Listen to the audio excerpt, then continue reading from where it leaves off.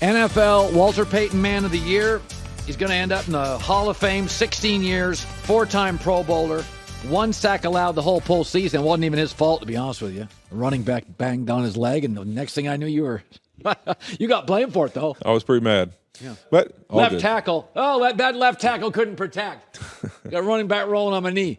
Okay, so I want to go back.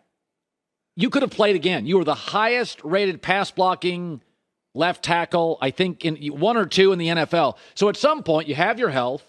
You never played for money. You'd done well. Why'd you retire? I think for me, it really came down to I've accomplished a lot of what I wanted to in my career, and there's a lot of things that I've gotten the opportunity to do in football that have been just unbelievable. A lot of people I've gotten to, be a part of teams with and be coached by and just, chase the dream of winning a Super Bowl. And I think when I really looked at it going into the postseason, I felt like no matter how this game ends, you've done it all. You've had an amazing experience, and let's just treat it as this is one last ride and see what happens. And so when you win the Super Bowl, when you take that approach, you got to go with what your gut was. And I thought for me, it was not that I couldn't come back next year and be a great left tackle, but that I've done it. I'm 40 years old. I've accomplished a lot, and it's time to move on to the next journey. You're the rare combination of gifted, really super smart, and willful. A lot of times guys are good, they just don't have the will. You're a rare combination of that. And we talked off screen, the Rams would like to keep you around in advisory roles, which I think is brilliant. When was the moment, like Stafford's obviously talented, but you didn't really know him. I mean, you were an AFC guy in Cincinnati. He's over with the Lions. You may have faced him once or twice. Take me to the season, the moment, because he ended up being the best second-half quarterback in the league. And there was that Tennessee game where it went sideways. Everybody's bailing on Matt Stafford. But if I'd have never met Matt Stafford or didn't know him, take me to a place when you were like, boy, this guy is – I played with a lot of dudes. He's different. I think one of the first times really for me was our first 3 days of training camp. We went out for a practice just in helmets, had like a 2-minute drill, and he was just on fire, hitting everything. Had a great day, but there was probably a play somewhere early in practice where we messed up a cadence or didn't get the right verbiage out on a huddle call. And the next day we're sitting in meetings and Sean's kind of going over and he almost like stops him. He's like, no, coach. He's like, it's my job to get that call out. Like that's my bad. It's nobody else's fault. This came out wrong. It's only mine. Nobody else needs to be brought into this conversation. Like it's on me. I got it. And that continued every day of the season until we won the Super Bowls. That he was the first guy to own everything. Whether it was his fault, anybody else's fault, it didn't matter. He put it on himself. He always wore it. He never blamed anybody. He never asked for anybody else to take any blame. He just wanted all the pressure. He wanted all the accountability. And I think when you're wired that way and you also have talent, those kind of moments are what you're living for. You want it. You want that football in your hand in the fourth quarter, and you want a chance to prove I'm Matthew Stafford, I'm a great football player, and you're going to know my name when this thing's over with. So the Tampa game was a little bit of a tire fire in the second half. And that throw to Cooper Kupp over the top is the biggest moment, arguably in LA sports, in 4 or 5 years. He was fine, but the center's snapping it over, and I love Cam, but he fumbled, and it just... You've been in these games before. It's like, we got to get the momentum back. We're on the road. It's Brady. And then he makes that throw. Kind of go back into the huddle. Go back into that drive. Because I remember saying on the air, man, they could have taken a knee and said, let's just get to overtime. The ship is taking on water. Do you remember that huddle, that drive, that moment? Yeah, I think really looking at it, you look at that game, and I thought, in my mind, I'm thinking, okay, we're going to just get to overtime and then try and beat them there, because you really look at the time that was left and really what you'd have to do timeout-wise, all of that. It's like if you don't have a big play to start the drive, there's really no shot of having a chance to really win this game in this moment unless you have some kind of big catch happen. And I think when that catch on the sideline by Cooper, and the other part that people don't think about is what an amazing job he did of getting out of bounds and not getting dragged down the field, not trying to extend the play, just realizing this is a chunk play. And then to bounce back and get caught with a situation where Matthew realizes running clock, they're bringing a 0, I'm going to just airmail it to Cooper. That's one of those things where you're like, hey, what happened? No idea. I blacked out and I just played. And that's literally how he was. And you really watch after he spikes the football, He ends up, downing it, is walking off of the football and spikes it on the turf. And my first thought was, oh, man, we're about to get a penalty because he is so fired up and in the zone right now. And he came off on the sideline, and guys are just going crazy about how much energy and just how mad he was for that situation, that we had even let them back in that game. And I thought that was cool because it really saw his passion come out. Not just the good quarterback, but how much it meant to him. And I think the team saw that, and it was just like, man, this guy has been our guy. It's been the why we're here. But even more reason to fall in love with him is the passion he just showed for wanting to win this game no matter what. It's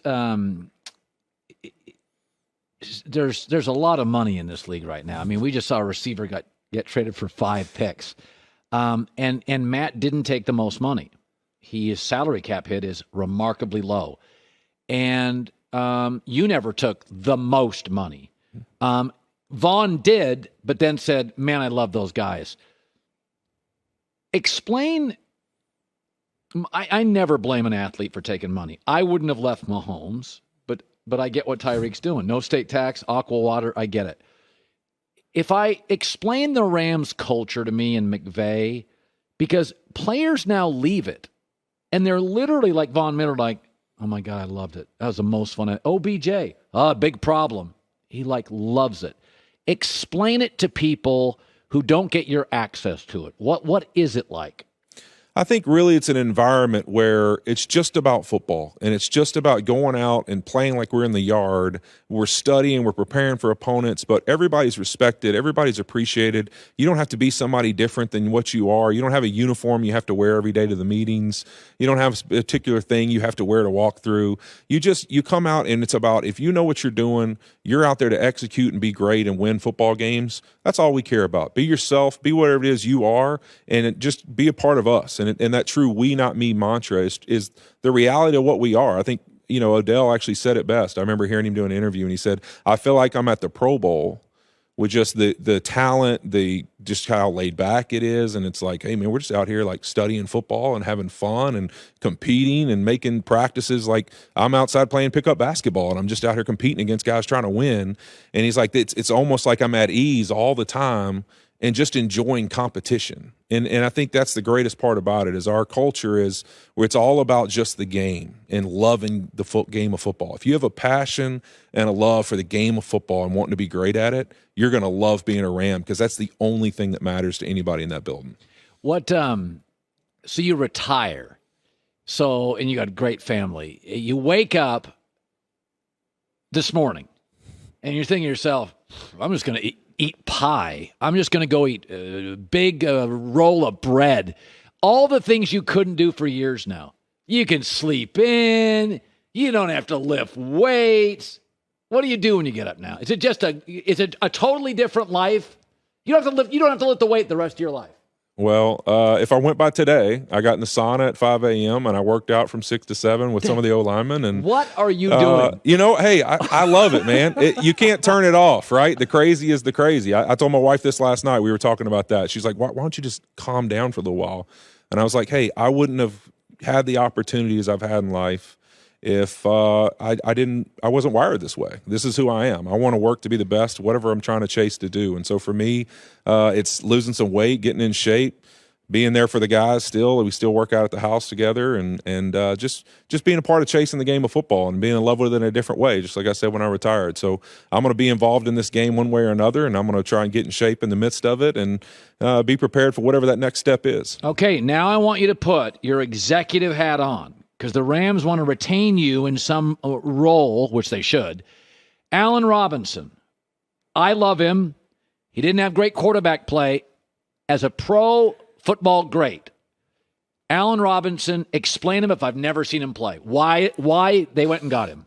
I think you really look at it. I mean, Cooper Kupp is your guy in L.A. and really has separated himself. Had that year where all of a sudden now you're not just a great player that people pay attention to. You're like Jerry Rice. You're the star. Yeah. And so you look at it, I think Allen Robinson's a guy that can come in and take on those one-on-one matchups, separate from guys, go up and get the tough catches, the tough balls where if Cooper Kupp's not open, people are going to double him. We just want you to go win those one-on-ones. Be somebody that can go up when we throw it up when somebody's trying to play tight coverage man-to-man against you. You're going to come down with the football, and Matthew can trust you to do that. And I really think that's what he's going to bring to us, a guy who, without question, Matthew Stafford's going to be the best quarterback he's played with. And I can't imagine how excited he has to be, because he's going to get those one-on-one ops when you're playing across a guy like Cooper Kupp. When you're on the other side from him, teams are going to try and take one of the two guys out, or they're going to play zone, and they're going to have two guys who know how to separate and know how to fit in the zones, and both are great at pulling the football down and making those tough catches. So it's going to be tough to figure out how you really want to defend them in the pass defense this season. Hey, by the way, did it help, maybe a silly question, playing the Super Bowl at SoFi? I mean, Tampa, I absolutely felt it was an advantage. The Chiefs had to go into Tampa. A Super Bowl at SoFi, were there moments of familiarity, like, clock's going down, I know where the scoreboard is? Did it matter? I don't really think so. You did feel at home. I mean, I did feel like, not necessarily the crowd, but just what you're used to. And I don't know if that really made as big a difference. I think one of the things that really helped us the most is winning that NFC Championship game, because that was a game where both, two times we've played them in our stadium, the Niners, the crowd is by far in their direction the first time, and probably 50-50 the second time. But really the energy and just the passion in that game, and how loud and how much emotion and how good both those football teams were, it really prepared us for, when you get in the Super Bowl, the same mistake we made in 2018, it's not about, it has to be a perfect day and everything has to work. Super Bowls are the two best teams that are left. It's going to be, how do you play in the last 10 minutes of the game? This has been, Andrew, I've said this. It doesn't make sense that the best teams in college football are from the toughest conference. But I'm like, you would think, well, the Pac-12, it's an easier route. What you're saying is my theory, like, everybody looks at the AFC West and the NFC West and goes, it's too tough. And I think, no, if you come out of that, I mean, those games with Arizona are just battles. So you really think the previous games were the difference in the Super Bowl? I think so, because really, you look at it, we don't have many guys left from the 2018 Super Bowl year. So what experience do you have? All right, in Week 18, you lost an overtime game to the Niners in an all-out war that they found a way to win. You get in that same situation in the NFC Championship, another all-out war to the end. You find a way in the fourth quarter to come back from being down in that game to win it. You get the exact same scenario in the Super Bowl. Now you've lost a bunch of guys. You got to overcome injuries, everything else. But guess what? You've been there before. You've been tested already. Can you get the ball with 6 minutes to go and go down and score, and then have Aaron Donald be the closer he is? And we had just done that against the San Francisco 49ers 2 weeks before that. So we were prepared for the moment. Yeah, it's interesting. You guys struggled much more with San Francisco twice than Tampa twice. Matchups matter. Was Cincinnati better than you thought?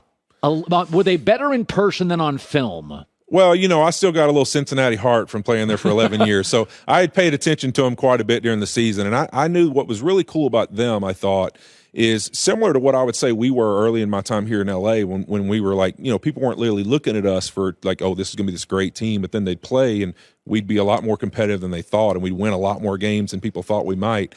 You really looked at them on film. It wasn't a lot of splash, but it was, wow, these guys just defensively, they just tackle everybody. They just make plays. They get off the football field. Yeah. And then, you know what? They got guys who make a difference on the other side of the football, and a lot of electric players. And so they're dangerous, because you almost have to find a way to make a play against them, because they're going to get you on the ground and take you down, and you're going to have to take long drives to score. So I thought that was really one of those things when you looked at them, they were a much better team than people probably watching on tape looking for explosive stuff might have thought they were. They just down in and down out played really good football. Andrew Whitworth, you were in a sauna this morning working out with offensive linemen. I'd have had my third English muffin. I'd be with the dogs on my second coffee. I'd be about nap by 10:45. Look at you. You're ambitious. I like it, man. You got to get after it. Find a way to get better every day. That's the plan. Great seeing you. Yeah, you too. Andrew Always. Whitworth, going to be a Hall of Famer, and can't wait to see it. Hi, everybody. Thanks for watching. Subscribe here to get the latest from the show. Also, be sure to check out more of the best clips from The Herd, or go watch a few segments from other shows on FS1.